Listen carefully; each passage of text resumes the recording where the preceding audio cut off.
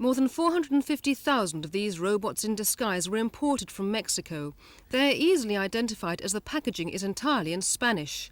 Spot tests by trading standards officers discovered high levels of lead, up to 48 times the legal limit in many of the transformers. The paint contains lead and other heavy metals. Now, lead has been considered to be toxic and has been linked with learning difficulties in children and hyperactivity. It is a cumulative sort of poison, so it does stay in the body and collects. So it can actually build up and cause learning difficulties in children. The Mexican manufacturer had a production licence from Hasbro, the toy firm that developed these robots. But Hasbro say the licence expired over 18 months ago. They have breached their contract with our company sort of on two counts. One is that all licensees have to comply with our safety standards, and two, anyone who has received a license to manufacture a product would certainly not have been given or granted a license to distribute that anywhere other than their own country.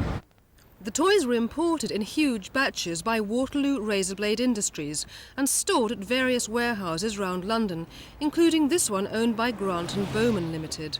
When I spoke to David Bowman this morning, he refused to let us in the warehouse and also declined to be interviewed. He said there was no connection between Grant & Bowman and the importers, despite sharing the same phone number and the same premises.